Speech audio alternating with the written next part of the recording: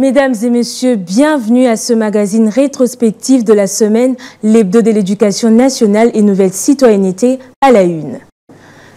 Devant les deux chambres du Parlement réunies en congrès, le président de la République a tenu son traditionnel discours sur l'état de la nation. Félix Tshisekedi a dressé le bilan de son action relative aux 6 engagements de son second quinquennat.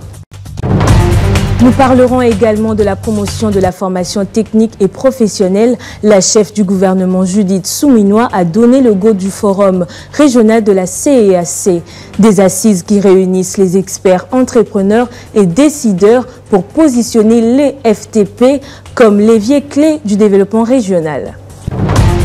Nettoyage du fichier paye au ministère de l'Éducation nationale. Bientôt, une vaste campagne sera lancée dans les différentes provinces éducationnelles du pays.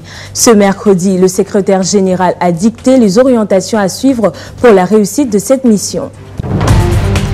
Amélioration du système éducatif congolais. La CONEP RDC apporte sa contribution lors d'un briefing presse. Cette organisation a présenté son rapport d'analyse sur le premier trimestre de l'année scolaire 2024-2025 avant de reformuler la recommandation pour des actions urgentes.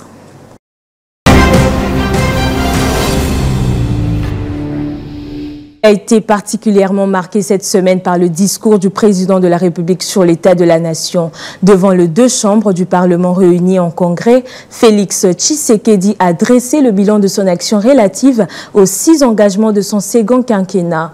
S'agissant de l'éducation nationale, le chef de l'État a retracé les avancées majeures enregistrées, abordé les perspectives pour l'année scolaire 2024-2025 afin de réitérer son engagement pour l'amélioration du système éducatif congolais. On l'écoute. Comme vous le savez, j'avais fait de la gratuité de l'enseignement primaire une des principales priorités de mon premier mandat. Au cours des dernières années, nous avons réalisé des avancées significatives. La prise en charge à ce jour par le Trésor public de 279 145 enseignants nouvelles unités, aussi bien au niveau maternel, primaire que secondaire, ainsi que le personnel des bureaux gestionnaires, témoigne à suffisance notre détermination à améliorer notre système éducatif. C'est à ce même titre que le gouvernement a organisé au mois d'août dernier des assises de la commission paritaire gouvernement-ban syndical de l'éducation nationale et nouvelle citoyenneté à Bibois, afin d'assurer l'assainissement du fichier paye et l'identification des enseignants non payés dans le but de déterminer l'enveloppe salariale devant être projetée au cours de l'année 2024-2025. Tous ces paris gagnés méritent d'être consolidés afin d'assurer l'amélioration des conditions socio-professionnelles des enseignants ainsi que les infrastructures scolaires. Dans l'actualité également, la première ministre Judith Suminwa a donné le go du forum régional de la CEAC sur l'enseignement, la formation technique et professionnelle à Kinshasa.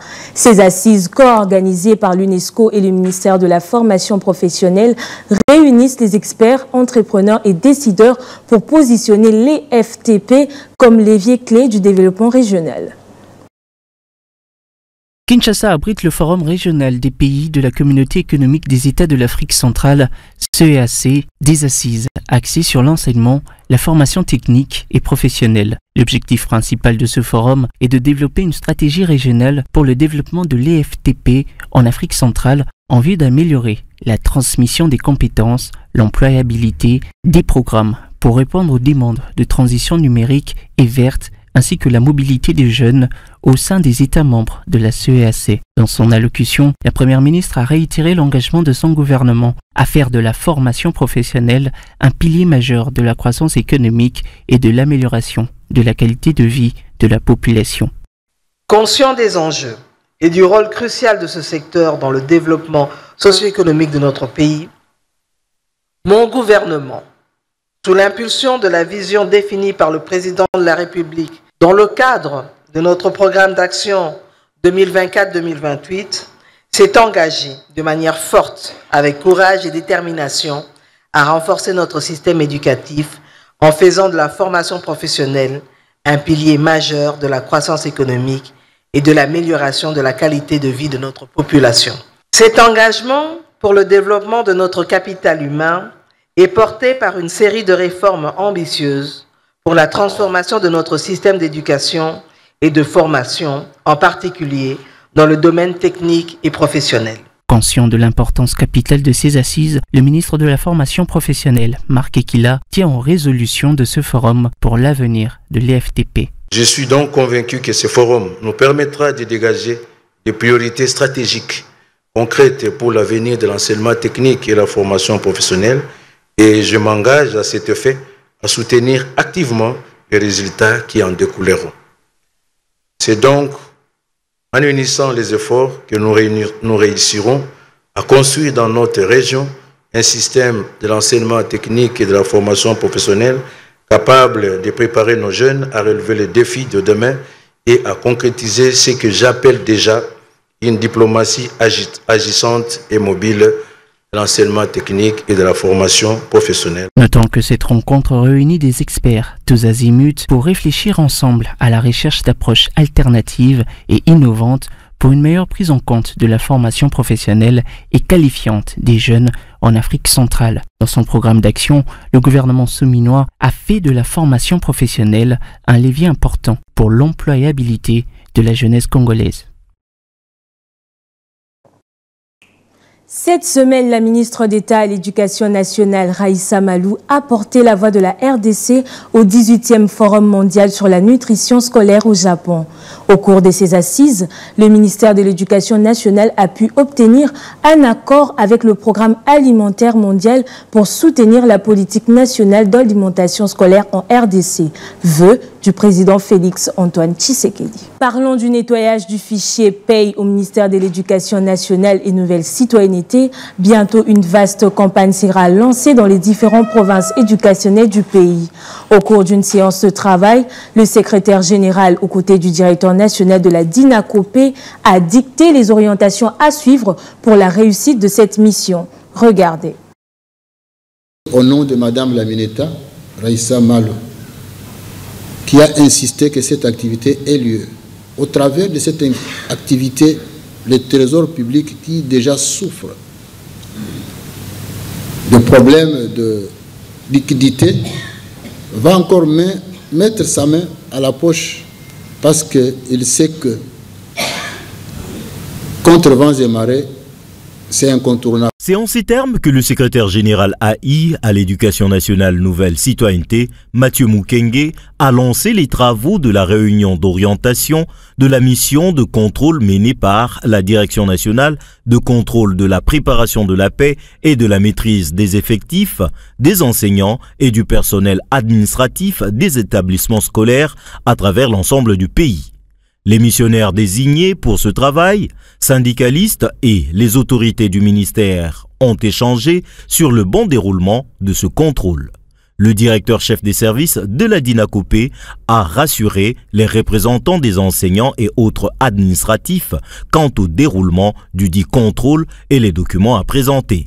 Ici, c'est une mission interne du ministère et non une mission interministérielle qui dépend de la commission. Les missionnaires présents à cette réunion saluent l'initiative de la DINACOPE à travers son directeur chef des services qui vise l'amélioration des conditions sociales du corps enseignant. Et nous, personnellement, étant de la DINACOPE, c'est notre nourriture de tous les jours. Donc ce n'est pas du nouveau chez nous. Et nous sommes là chaque jour pour chercher à nettoyer, à enlever toutes les erreurs, les petites erreurs qui peuvent se glisser d'une manière ou d'une autre dans notre fichier paye. Le contrôle que nous allons effectuer sur le terrain, c'est un travail de routine pour la DINACOPE. Aujourd'hui, nous constatons également certains écueils. Voilà pourquoi le travail est d'actualité. Il est à noter que ce travail vise à contrôler l'existence et l'opérationnalité de tous les bureaux gestionnaires, mécanisés et payés, contrôler la présence physique de tous les agents et cadres payés dont les noms émergent sur les listes de paie et enfin, identifier et élaguer du fichier paie des enseignants et tous les agents et cadres repris sur les listes, mais dont La présence physique n'est pas attestée. Autre chose, la Coalition nationale de l'éducation pour tous a présenté son rapport d'analyse sur le contexte éducatif pour le premier trimestre de l'année scolaire 2024-2025. Dans son rapport, la CONEPT RDC dénonce plusieurs failles et appelle le gouvernement à des actions urgentes afin de revitaliser le système éducatif congolais. La CONEPT joue un rôle fondamental dans la construction d'un système éducatif. La CONEPT RDC a publié lors d'un briefing de presse tenu dans ses locaux le rapport d'analyse du contexte éducatif pour le premier trimestre de l'année scolaire 2024-2025. Conditions de travail précaires, les enseignants en difficulté. Les disparités salariales, les rémunérations insuffisantes et une gestion financière désordonnée sapent le moral des enseignants. Les écoles en milieu urbain reçoivent des ressources disproportionnées, accentuant des inégalités entre établissements de prestige et écoles en milieu rural. Ce sous-financement menace la stabilité du secteur et compromet la réalisation des objectifs de la stratégie sectorielle de l'éducation et de la formation 2016-2025. La CONEPT ne s'est pas arrêtée à relever ce qui gangrène le ministère de l'Éducation nationale. Elle a proposé quelques recommandations majeures. Relever la part du budget alloué à l'éducation à un minimum de 25% au lieu de 17,72% actuels, conformément aux engagements que l'État a pris. Allouer des crédits suffisants pour répondre aux besoins en matière de rémunération afin de prévenir les perturbations sociales et garantir la rémunération équitable pour chaque enseignant. Face à tous ces défis, la CONEPT appelle le gouvernement à agir immédiatement en mettant en place un fonds d'urgence pour reconstruire les écoles détruites, en vulgarisant auprès de toutes les parties et en mettant en application la déclaration sur la sécurité dans les écoles. Pour la CONEPT, il est également essentiel d'immobiliser des ressources pour l'éducation et de mener un plaidoyer. Dans un autre registre, le gouvernement de la République s'active pour élaborer un programme national dédié aux enfants non scolarisés. Les experts du ministère de l'Éducation nationale des Affaires sociales ainsi que de l'UNICEF examinent la question afin de mettre sur place des stratégies idoines pour réduire au maximum la déperdition scolaire.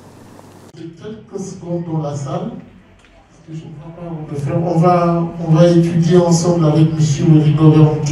Après 5 jours d'intenses travaux, les experts venus du ministère des Affaires sociales, Éducation nationale nouvelle citoyenneté, formation professionnelle et autres partenaires techniques et financiers tels que l'UNICEF ont clôturé ce vendredi l'atelier de préparation du programme national pour les enfants non scolarisés. Restitution faite, le secrétaire général aux affaires sociales s'est dit satisfait du déroulement des travaux et pense que le programme tel que conçu sera réalisé pour le bien-être des enfants congolais. Les résultats obtenus à ce niveau sont vraiment intéressants pour moi. Nous avons beaucoup d'enfants en dehors de l'école. Non seulement à Kinshasa, mais aussi même à l'Est où il y a des problèmes de guerre. Et les outils que nous avons produits ici vont nous servir à ramener ces enfants qui sont en dehors de l'école dans le circuit. Bien sûr, ce n'est pas dans le circuit normal, mais nous allons les amener dans ce que nous appelons l'éducation non formelle. Les experts participant aux travaux se disent satisfaits et confiants quant à la mise en application du programme tel que élaboré. Nous avons fait l'essentiel, même si nous n'avons pas tout terminé, mais nous avons pu jeter les premiers jalons qui concernent pratiquement le contenu de ce que cela portera comme programme, les stratégies ce que nous allons porter comme stratégie pour atteindre les objectifs que nous sommes donnés et voir les jalons à venir de comment est-ce que ce programme doit pouvoir atteindre tous les enfants, si possible, qui ne sont pas à mesure aujourd'hui de pouvoir jouir de cette scolarisation. Ce sont des stratégies qui vont permettre à ce qu'il y ait une descente sur terrain. On va descendre dans des familles, dans des communautés, pour essayer de voir quels sont ces enfants-là qui font partie de cette situation que nous déplorons. Parce que le souci, c'est que tous les enfants ont droit d'être éduqués, d'être formés. Et la meilleure éducation ne peut commencer au-delà de l'éducation parentale, au-delà de l'éducation de base, mais l'éducation scolaire, c'est un point capital pour le développement des compétences et préparer le futur de la personne humaine. Ces projets intègrent les médias comme outils pédagogiques permettant aux enfants non scolarisés à accéder à l'instruction via les médias, notamment des radios, avec des leçons conçues de manière appropriée et mises à disposition. Direction Kassangoulou qui a accueilli un atelier de 7 jours sur la révision de la stratégie de distribution des manuels de français, mathématiques et sciences pour les classes de 5e et 6e année primaire et d'un guide de l'enseignement contenant des cours structurés accompagnant chaque manuel. Des travaux initiés par le projet d'amélioration de la qualité de l'enseignement primaire PEKIP.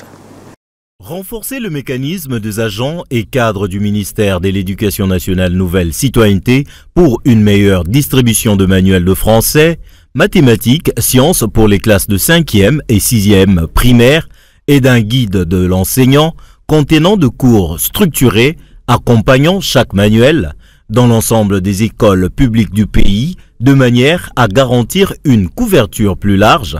C'est toute l'importance de cet atelier de 7 jours ouvert ce jour dans la cité de Kassangoulou, dans le Congo central. Ce n'est pas la première fois que la République démocratique du Congo arrive à doter les écoles de manuels. Mais il s'est fait que dans le passé, comme c'est une œuvre humaine, il y a toujours des petits problèmes par-ci par-là.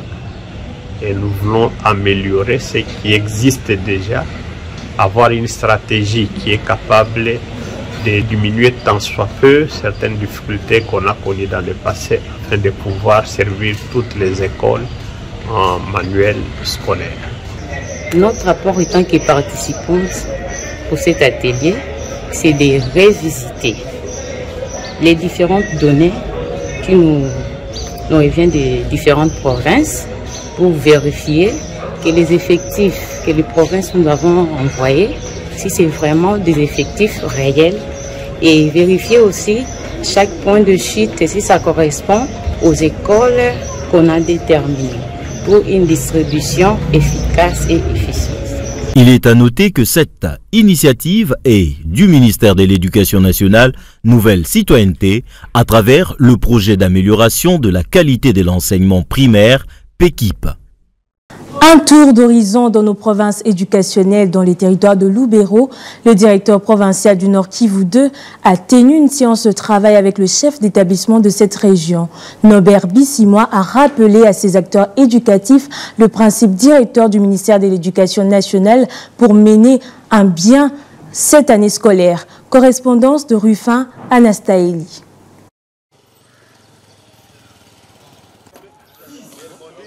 À l'ordre du jour de cette séance de service, la mission du chef d'établissement, quelques instructions récentes venues du ministère de l'Éducation nationale et Nouvelle Citoyenneté, le prophète Norbert Bissimois Balekempaka a développé plusieurs matières parmi lesquelles la circulaire numéro Mineduc NC /Cab Mineta /005 /2024 du 21 octobre 2024 portant promotion de la nouvelle citoyenneté dans les établissements scolaires en RDC, le plan quinquennal au ministère de l'Éducation nationale et Nouvelle Citoyenneté. Nous avions l'obligation de revenir sur la circulaire portant promotion de la nouvelle citoyenneté dans les établissements scolaires. Et nous avions dit au chef d'établissement qu'ils doivent rendre opérationnelle cette instruction-là en prenant en compte tout ce qui contient là-dedans, comme par exemple le salut au drapeau, la récitation du serment du citoyen. Également, ils doivent promouvoir les partenariats en invitant les parents à la gestion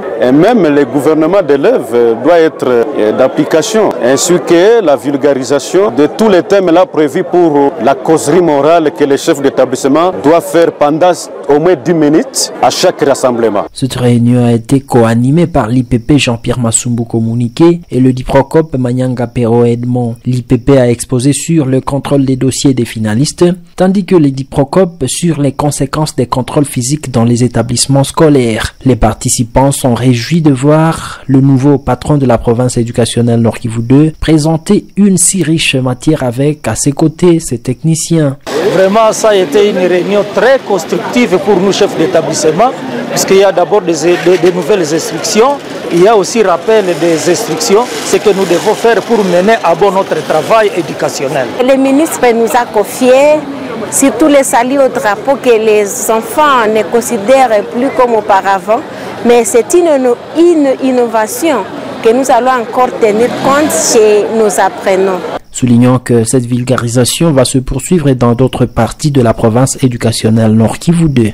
Vulgariser la nouvelle politique nationale de l'éducation, veiller à l'observance des instructions du ministère éditées au niveau national, telle est l'optique sur laquelle se base le directeur provincial de la province éducationnelle de l'Ituri 2. Tchalumo Tsambali Salomon tient au strict respect et application de ces dites mesures dans les écoles de sa juridiction. Accompagner les actions du chef de l'État, matérialisé par ministre d'État et ministre de l'Éducation nationale, Raissa Malo. Un souhait exprimé par le nouveau prophète de l'Ituri 1 à territoire d'Aru. Dès son arrivée, Salomon Chalumo Tsambali multiplie les différentes rencontres et une série d'itinérances dans les différentes sous-divisions de sa province, accompagné de l'inspecteur principal provincial Ferdinand Bosenda Ulumbo et d'une acopée dans un objectif de vulgariser les instructions officielles du secteur de l'éducation nationale, proche d'un esprit de dialoguer avec tous les partenaires de la province éducationnelle Ituri à Aru. Dès notre arrivée sur la volonté de son Excellence, ministre d'État, ministre de l'Éducation, nous avons réalisé beaucoup d'activités, en commençant par une réunion du comité provincial, et puis réunion avec les chefs d'établissement, réunion avec les gestionnaires, réunion avec tous les partenaires. Tout ce qu'on peut attendre de moi, c'est l'esprit de dialogue et après l'esprit de collaboration, et cela dans l'intérêt de l'éducation de l'enfant congolais, en particulier l'enfant de Ituri de Aru. En fait, compte de notre affectation, nous continuons à féliciter notre ministre d'État, ministre de l'Éducation, de tout ce qu'elle est en train de planifier dans l'éducation, accompagner sa philosophie, accompagner aussi la philosophie du chef de l'État. Il est à signaler que ces nouveaux prophètes de la province éducationnelle Ituri, avec son expérience dans ce secteur de l'éducation nationale, définit une bonne qualité d'apprentissage à territoire d'Aru, province de l'Ituri. Dans la province éducationnelle de l'Ituri 1, les élèves de 6 écoles, inclus ceux du groupe, voulais-je dire, scolaire de la Providence, ont participé à une série d'évaluations à l'issue du premier trimestre scolaire. Les buts étant d'améliorer la qualité de l'enseignement dans cette région. Joseph Kandole nous en dit plus. Rehausser la qualité de l'enseignement, tel est le désir principal d'une série d'évaluations organisée le 5 décembre 2024 au complexe scolaire La Providence en ville de Bunia. Cette évaluation concerne 6 écoles incluses au groupe scolaire La Providence Amani de Bunia et Kassenyi. Selon Séraphe Iraka Bakebouga, le copromoteur de Providence Amani, plusieurs matières prévues pour cette évaluation. Les matières traitées sont enseignées sur les matières vie dans ces 3 mois de prestations des prévisions des matières par les éducateurs, c'est-à-dire toutes les branches qui sont prévues par le ministère de l'enseignement primaire secondaire. Lors de son discours à l'occasion du lancement de cette évaluation, la représentante du promoteur, Madame Rit Sabiti, avait profité d'appeler les élèves concernés à éviter la tricherie pour maintenir la qualité d'apprentissage selon la réforme du ministère de l'Éducation nationale. En second lieu, nous sommes contraints de rendre l'hommage à l'honorable dignitaire d'État Alfred Sabiti Kaboyo pour passer à son point d'évaluation dans sa planification annuelle. Nous pensons que vous aviez fait une bonne préparation, c'est-à-dire travailler sans tricherie et collaboration. Quelques élèves présents pour affronter les différentes formes de questions. Oui, nous sommes bien préparés avec des études personnelles, des recherches et tout ça. Je pourrais aussi leur dire que c'est une chose à remercier parce que dans les différentes écoles dans la ville de Bunia, aussi même dans la province de l'Ituri, voir cette organisation n'est pas une occasion populaire. Oui, nous sommes bien préparés et puis on a bien étudié. Cette évaluation entre dans la planification annuelle initiée par l'honorable dignitaire d'État Alfred Sabiti Kaboyo avec comme 3 phases: visite des salles de classe, recrutement des enseignants qualifiés et évaluation du premier trimestre. Retour dans la capitale congolaise, le 10 décembre a été dédié aux droits de l'homme. À Kinshasa, les élèves de l'école Les Petits Lutins de Kintambo ont été conviés à une journée de réflexion sur ce sujet. À l'initiative de ces responsables de cet établissement scolaire, objectif comprendre le bien fondé de cette journée et s'approprier de ses droits. Dans son mot introductif devant les élèves, le directeur de l'école primaire Les Petits Lutins de Kintambo a circonscrit les circonstances dans lesquelles la Déclaration universelle des droits de l'homme a été conçue en 1948. La journée des droits de l'homme est célébrée chaque année le 10 décembre. Cette date marque l'adoption par l'Assemblée générale des Nations unies en 1948 de la Déclaration universelle des droits de l'homme. DUDH en sigle. La Déclaration universelle des droits de l'homme est un document historique qui proclame les droits inaliénables auxquels chaque personne est en droit de prétendre sans distinction de race, de couleur, de sexe, de langue, de religion, d'opinion politique ou autre, d'origine nationale ou sociale, de fortune, de naissance ou de toute autre situation. Ensuite, c'était au tour des élèves d'énoncer quelques articles de la Déclaration universelle des droits de l'homme. L'article 3 stipule que tout individu a droit à la vie, à la liberté et à la sûreté de sa personne. L'article 13 stipule que toute personne a le droit de circuler librement et de choisir sa résidence à l'intérieur d'un État. L'article 16 stipule à l'âge de vie, l'homme et la femme sans aucune restriction quant à la race, la nationalité ou la religion ont le droit de se marier et de fonder une famille. Pour l'école Les Petits Lutins, il était nécessaire de célébrer cette journée parce que les élèves, en tant qu'êtres humains, doivent connaître les droits de l'homme qui sont universels et inaliénables. Voilà tout pour la rétrospective de cette semaine sur Éduc TV. Mesdames et messieurs, merci de l'avoir suivi.